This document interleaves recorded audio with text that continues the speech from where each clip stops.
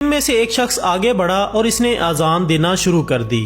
دوستو جیسے ہی یہ اذان ختم ہوئی تو یہ طوفان اس طرح ختم ہو گیا کہ جیسے کبھی تھا ہی نہیں۔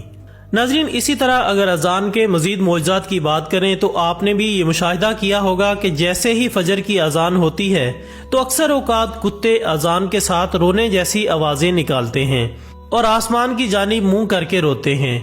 بعض اوقات کتے فجر کے علاوہ باقی اذانوں کے ساتھ بھی ایسی ہی آوازیں نکالتے ہیں، جس کو دیکھتے ہوئے اکثر لوگوں کے ذہن میں یہ سوال پیدا ہوتا ہے اور وہ یہ سوال پوچھتے ہیں کہ کتے ایسا کیوں کرتے ہیں۔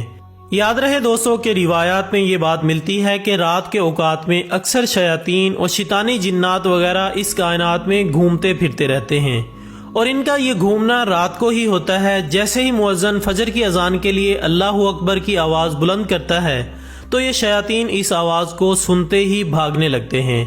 جب یہ بھاگ رہے ہوتے ہیں تو کتے ان کو دیکھتے ہیں اور ان کو دیکھ کر ایسی آوازیں نکالتے ہیں کہ جیسے وہ رو رہے ہوں۔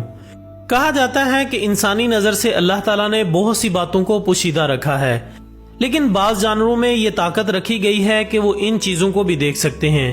مثلاً کتا بھی انہی جانوروں میں سے ایک ہے جو کہ جنات کو اور شیاطین کو دیکھتا ہے، اس لیے یہ ان کو دیکھ کر ایسی آوازیں نکالتا ہے۔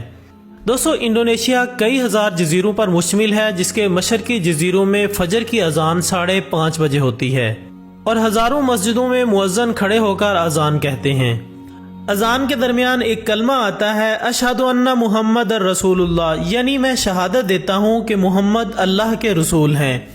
اذان کے ساتھ ہی یہ شہادت فضاؤں میں گونج اٹھتی ہے۔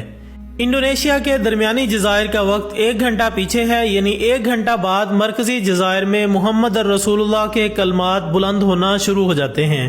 پھر 1 گھنٹے بعد جاوا اور سماٹرا کے